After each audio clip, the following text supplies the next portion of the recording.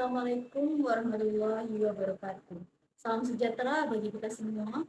Yang saya hormati para hadirin sekalian, para pemangku kebijakan, pejabat daerah dan pusat, serta seluruh masyarakat yang saya muliakan. Pertama-tama, marilah kita panjatkan puji syukur hadirat Allah Subhanahu wa Ta'ala, Tuhan yang Maha Esa, karena atas rahmat dan karunia-Nya kita dapat berkumpul pada kesempatan yang berbahagia ini untuk bersama-sama membahas isu penting yang sedang kita hadapi, yakni kebijakan pemangkasan dana transfer ke daerah atau TKD oleh pemerintah pusat dalam rancangan anggaran pendapatan dan belanja negara atau RAPBN tahun 2026. Hadirin yang saya hormati, pemerintah Republik Indonesia melalui RAPBN tahun 2026 telah menetapkan alokasi anggaran TKD sebesar Rp650 triliun yang berarti mengalami penurunan signifikan jika dibandingkan dengan tahun sebelumnya. Kebijakan ini merupakan bagian dari upaya efisiensi anggaran dan pengendalian fiskal nasional. Namun demikian, kebijakan ini membawa dampak yang luas dan beragam terhadap pembangunan di tingkat daerah.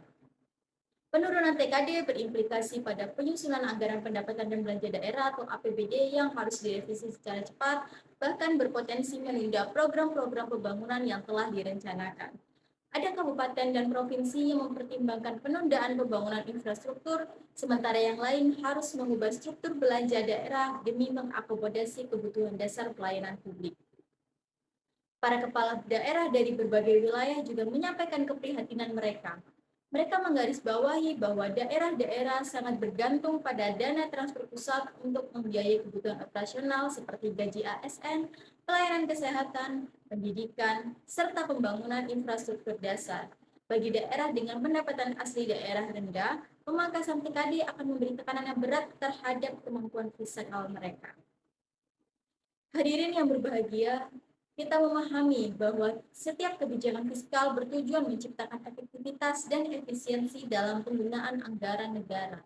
Pemerintah pusat telah mendorong agar belanja daerah lebih fokus pada penyediaan layanan publik dan efisiensi birokrasi, termasuk penyederhanaan belanja non-produktif.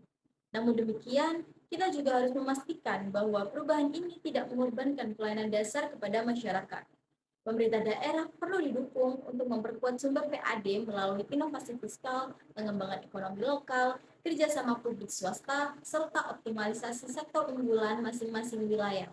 Bentuk dukungan tersebut merupakan bagian dari semangat otonomi daerah yang bertanggung jawab. Hadirin yang saya hormati, isu pemangkasan TKD ini sejatinya menjadi momentum refleksi bersama antara pemerintah pusat dan pemerintah daerah untuk memperkuat harmoni fiskal, mengoptimalkan perencanaan anggaran, serta menyusun strategi pembangunan yang lebih berkelanjutan dan mandiri. Hal ini penting demi menjaga stabilitas ekonomi lokal dan kesejahteraan masyarakat secara keseluruhan. Untuk itu, saya menghimbau kepada seluruh pemangku kebijakan dan para pemimpin daerah untuk terus berkomunikasi secara intensif, bersinergi dalam menyusun solusi yang tepat, dan menghadirkan inovasi fiskal yang mampu menjawab tantangan pendanaan pembangunan di era baru ini.